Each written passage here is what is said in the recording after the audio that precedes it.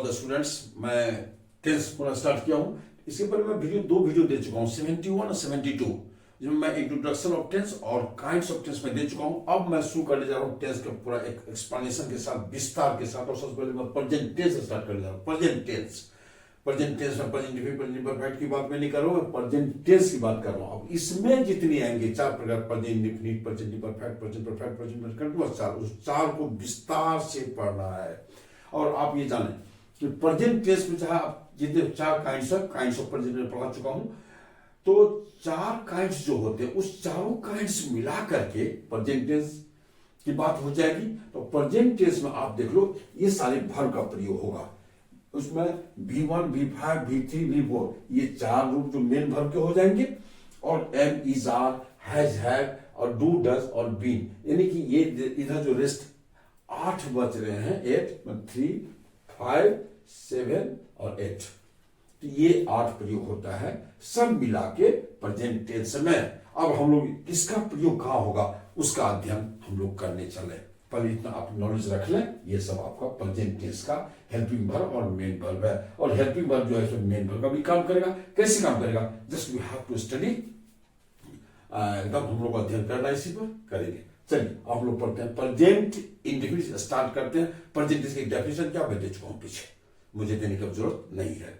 अब present indefinite definition क्या होगा, उसका विस्तार क्या है, उसका स्पेशल रूल क्या है, उसका एडवांस रूल क्या है, मैं बात कर रहा हूं अभी। चलिए मैं पहले प्रेजेंट टेंस, अब आप पढ़े प्रेजेंट इंडेफिनिट पढ़ेंगे आप अभी से। टेंस में सबसे पहले लोग प्रेजेंट इंडेफिनिट टेंस को लेके चल रहे हैं, और इसमें इसको हम दूसरे नाम से भी जानते हैं, सिंपल प्रेजेंट टेंस। अब पहले मैं चर्चा कर चुका हूं। अब इसके डेफिनेशन क्या होता है, प्रेजेंट इंडेफिनिट का डेफिनेशन उसका जब मैं लिख चुका हूं। द वर्क, वह क्रिया, दैट जो ऑलवेज और ऑफन, जो हमेशा या अक्सर, गोज ऑन चलता रहता है, with the parallel of present time, वर्तमान समय के समानांतर, इज कॉल्ड कहलाता है present indefinite tense. Present indefinite tense कहलाता है वह काम जो वर्तमान समय के समानांतर हमेशा सदैव चलता रहता या कभी कभी चलता रहता है, कभी कभी होते रहता है। हम ऐसे ही काम को प्रेजेंट इंडेफिनिट के अंदर लाते हैं। मतलब रेगुलर और irregular both kinds of work, दोनों प्रकार के काम को हम लोग इसमें लाते हैं। चलिए उसका एग्जांपल मैं दे चुका हूं आपको। यहां देखो, वह रोज यहां आता है, रोज आता है, हमेशा, ऑलवेज। वह सूरज पूरब, वह कभी कभी आता है, और फिर सूरज पूरब में उगता है, धरती घूमती रहती है, ये सब हमेशा चलते रहने वाला काम है। सभी जीते हैं, सभी मरते हैं, मैं पढ़ाता हूं, तुम पढ़ाते हो, ये सब काम हमेशा वर्तमान समय के समानांतर चलते रहता है। और ध्यान रखिए, जीवन में इस टेंस का सबसे ज्यादा महत्वपूर्ण है। जीवन के काम को दर्शाने के लिए हम लोग इस टेंस का सबसे ज्यादा प्रयोग करते हैं। तो चलिए हम इस टेंस को, हमको 3 स्टेज बताएंगे आपको। इसको स्टेज बाय स्टेज बताना, क्योंकि इसका बड़ा विस्तार है। तो सबसे पहले मैं इसका स्टेज ए लेके चल रहा हूं।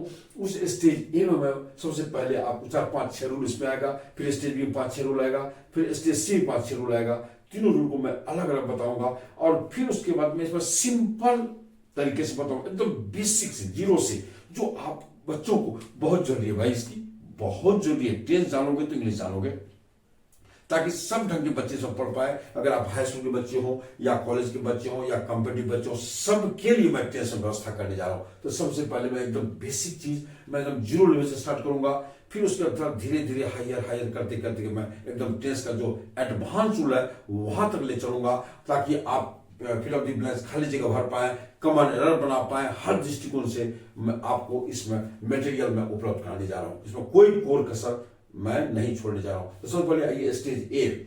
इसमें 5-6 रूल जो होगा उसमें क्या होगा, सबसे पहले रूल ऑफ साइन होगा, रूल ऑफ फॉर्मेशन होगा, फिर रूल ऑफ फॉर्मेशन में इंट्रोगेटिव सेंटेंस आएगा, क्वेश्चन टैग आएगा, इंफैटिक आएगा, ढेर सारी चीजें आएंगी।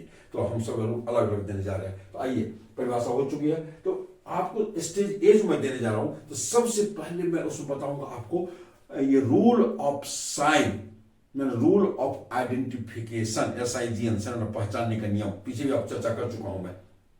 इसीलिए इसमें सबसे पहले रूल ऑफ साइन, इस प्रेजेंट इंडेफिनिट में, प्रेजेंट इंडेफिनिट की हिंदी सेंटेंस को आप कैसे पहचानेंगे, तो सबसे पहले तो उसकी चर्चा मैं यहां कर देता हूं। आप देख लो कि हिंदी क्रिया जो आती है, हिंदी क्रिया में ता है, ता हूं, ती है, ती हूं, ते हो, ते है इत्यादि लगा होता है। आप जरा से देख लो, ता है, यहां देखिए ता है, यहां ता है, ती है, ते हो, ते है, यहाँ देखो ता हूं, ते हो लगा हुआ ना, यहाँ पढ़ाना में लगा हुआ है, यहाँ आना में लगा हुआ है, यहाँ उगना में लगा हुआ है, यहाँ घूमना में लगा हुआ है, जीना में लगा हुआ है, यहाँ मरना में लगा हुआ है। इस तरह से हिंदी जो मुख्य क्रिया होती है उसमें ता है, ता हूं, ती है, ती हूं, ते हो, ता हूं, ती है इत्यादि लगे होते हैं। तो चलिए हम लोग अब उसको स्टेज ए करके आपको बता रहा हूं, और स्टेज ए में आप पढ़िए, एकदम बेसिक 0 लेवल से पढ़िए, कोई कोर कसर नहीं छोड़ूंगा, सब ढंग के बच्चे का समावेश इसमें है, जिसको जहां तक पढ़ना पढ़ लेंगे एकदम। आप उसके बाद एडवांस रूल तक मैं ले चलूंगा,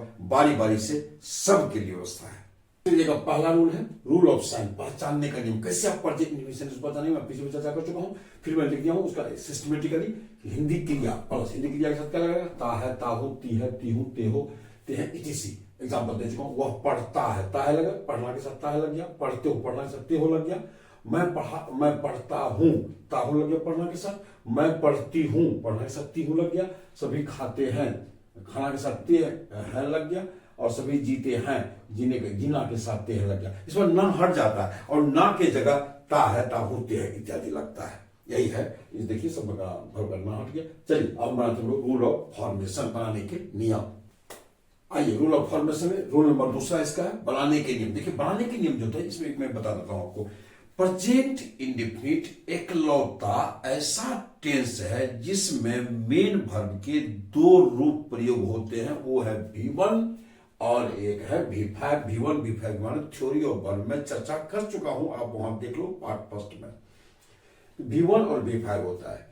और प्रेजेंट इंडेफिनिट V1 किस सब्जेक्ट के साथ प्रयोग होगा, मैं पहले भी क्लियर कर चुका हूं वीडियोस में, अभी मैं फिर क्लियर कर रहा हूं। आई सब्जेक्ट के रूप में अगर आई, वी, यू, दे या पुलर नाउन रहेगा या पुलर प्रोनाउन रहेगा, जब पुलर प्रोनाउन जैसे ऑल है, ये सब जब रहेगा तो इसके साथ सदैव आप V1 का यूज करेंगे। दूसरी बात, अगर सब्जेक्ट के रूप में ही, सी, इट या सिंगुलर प्रोनाउन, कोई दूसरा कोई सिंगुलर प्रोनाउन रहेगा, जैसे ईच रहेगा, आइदर रहेगा, नेदर रहेगा, कुछ और भी रहेगा, तब या सिंगुलर नाउन रहेगा, तो इसके साथ आप वर्ब का 5th रूप यूज करेंगे, नहीं इसके साथ एस या एस का यूज आप करेंगे। ये सिंगुलर होता है V5 और ये V1 प्लुरल होता है। पीछे में चर्चा कर चुका हूं कि वर्ब में जब एस या एस लगता है तो वो सिंगुलर बनता है और नाउन में एस या एस लगता है तो प्लुरल बनता है। अब आइए अगली बात मैं कर लेना चाहता हूं कि इसमें भूल से भी ध्यान रखिएगा, भूल से भी प्रेजेंट इंडेफिनिट चैप्टर में जब बनाते रहे हो आप, इस V1 के साथ कोई भी हेल्पिंग वर्ब का यूज आप भूल से भी नहीं करेंगे। एम, इज, आर लोग यूज कर देता है, पीछे भी चर्चा कर चुका, भूल से वो जाता है तो ही इज गो कर देता, कुछ से कुछ तुम पर यू आर रीड देता, जिसको जानकारी नहीं है। अब ध्यान रखिएगा, इस V1 के साथ कभी भी एम, इज, आर का यूज या V5 के साथ एम, इज, आर का यूज करना एकदम पॉइजन है, जहर है, निसंदेह, कोई डर नहीं है। इसलिए इसके साथ कोई भी आप एम, इज, आर का यूज नहीं करेंगे, चूंकि एम, इज, आर का जो अर्थ है होगा वो V5 और V1 में ही होता है।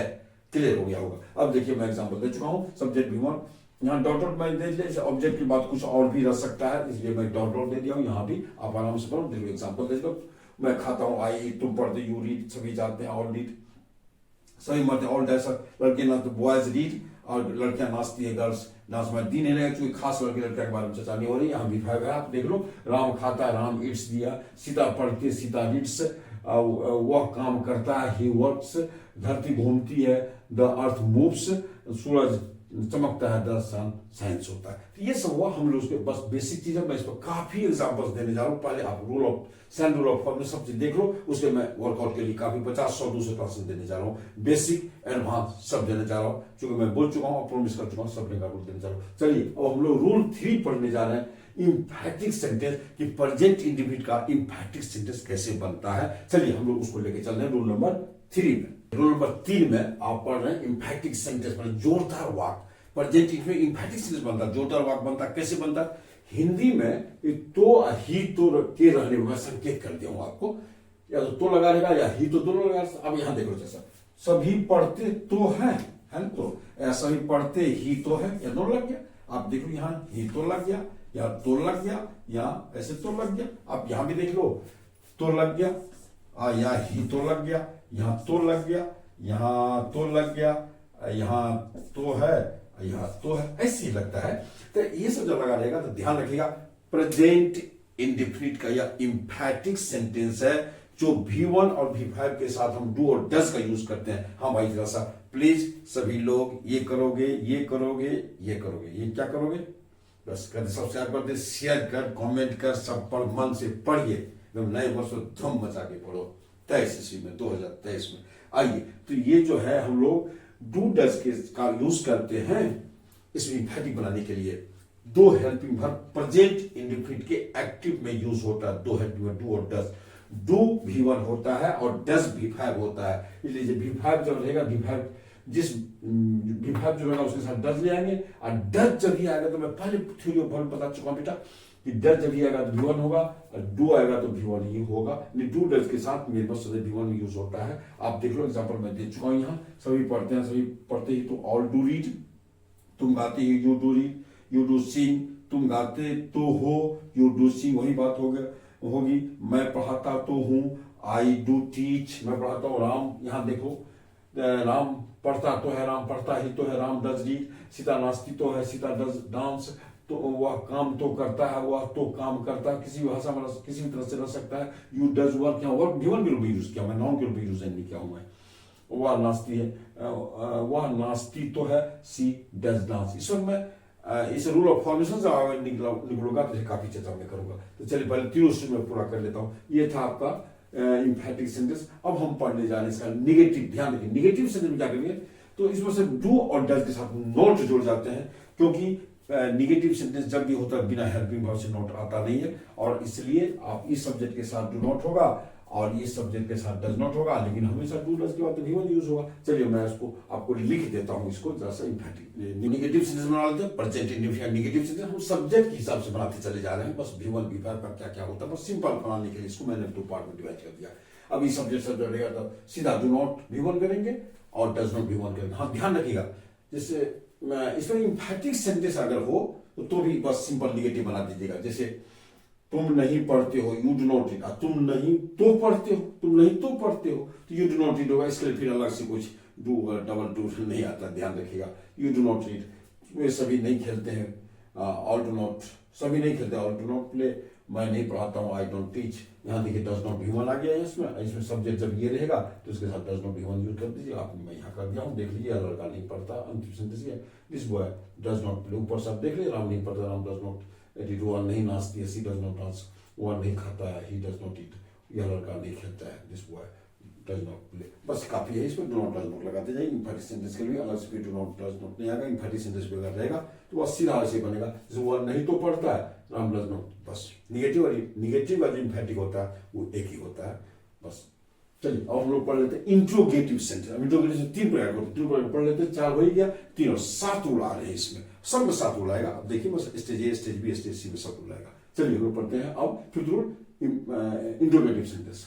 इंट्रोगेटिव सेंटेंस बनाते हैं। इंट्रोगेटिव तीन प्रकार के होते हैं, मैं थ्योरी ऑफ इंट्रोगेटिव सेंटेंस दे चुका हूं, आप जान चुके बेटा वहां। अब हमको सबसे पहले क्या होता है, यस नो इंट्रोगेटिव लेना है। वो और यस नो इंट्रोगेटिव सेंटेंस को कैसे पहचाने आप, हिंदी वाक्य शुरू या अंत में क्या लगा होता है, आप देख लो यहाँ क्या लगा हुआ है, यहाँ भी अंत में क्या लगा हुआ है, यहाँ भी क्या लगा हुआ, शुरू में यहाँ अंत में क्या लगा, तो बीच में क्या नहीं लगा होता है, जिसका उत्तर हाँ नाम होता है। बस जिस सेंटेंस का थ्योरी बता चुका हूं वो हेल्पिंग वर्ब से शुरू होता है। तो प्रेजेंट इंडेफिनिट के एक्टिव में आप डू और डज दो हेल्पिंग वर्ब लाते हैं और इसी से सेंटेंस शुरू करेंगे, ध्यान रखिएगा।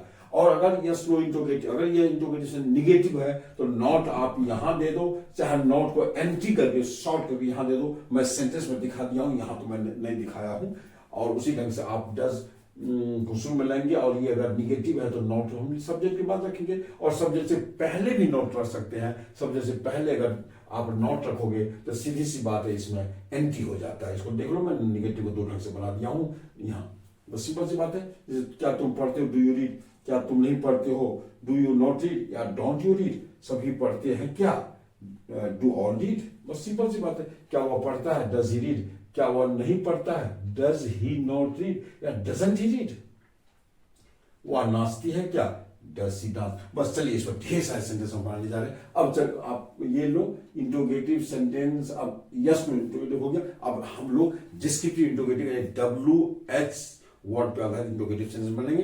कुछ नहीं करना, बस इसके पहले डब्ल्यू जोड़ देना, इसके पहले डब्ल्यू जोड़ देना और आराम से बनाइए। सब्जेक्ट के हिसाब से सब्जेक्ट क्लियर मैं कर ही दिया हूँ। चलिए मैं लिख देता हूँ आपको यहाँ।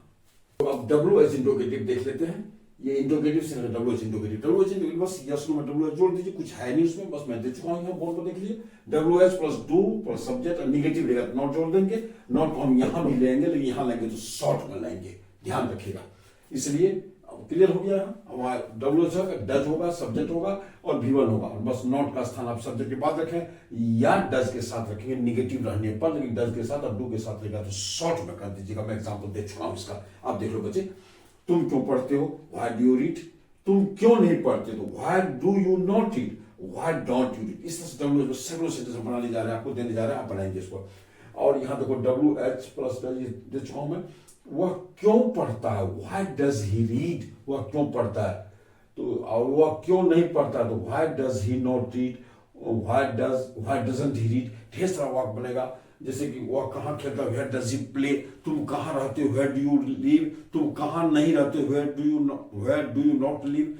ढेर सारे सेंटेंस बनेंगे। हम तो सेकंड सेंटेंस देने जा रहे हैं डब्ल्यू एस पर, क्वेश्चन टैग पर, सब पर बेसिक लेवल का। चलिए अब हम लोग, अब एक इंट्रोगेटिव बच गया बेटा, क्वेश्चन टैग। चलिए हम लोग क्वेश्चन टैग पढ़ लेते हैं, आपको देने जा रहे हैं 7th और अंतिम रूल। चलिए इंट्रोगेटिव सेंटेंस में क्वेश्चन टैग ले रहे हैं। क्वेश्चन टैग का मतलब क्या होता है, सेंटेंस के अंदर नो लगा होता है। सेंटेंस पॉजिटिव हो, निगेटिव हो या यस नो का इंट्रोगेटिव हो, सबके अंत में नो लगा होता है। आप देख लो, मैं नो दे दिया हूं। और आप लोग थ्योरी ऑफ इंट्रोगेटिव सेंटेंस में सब क्लियर कर चुका हूं, बहुत ज्यादा यहाँ मुझे बोलने की जरूरत नहीं है। बस बनाने के खाली फॉर्मेशन क्या होगी, इस प्रेजेंट इंडेफिनिट क्वेश्चन टैग कैसे बनेंगे, सिर्फ मुझे इस बात पर हाईलाइट करना है। बस दे दिया हूं। सब्जेक्ट V1, ऑब्जेक्ट रहेगा तो डोंट, यानी कि सेंटेंस अगर पॉजिटिव रहेगा यानी V1 रहेगा तो डोंट प्लस सब्जेक्ट दे देंगे। और अगर डोंट प्लस V1 अगर सेंटेंस निगेटिव रहेगा तो हम लोग पॉजिटिव क्वेश्चन टैग बोलेंगे, डू प्लस सब्जेक्ट दे देंगे।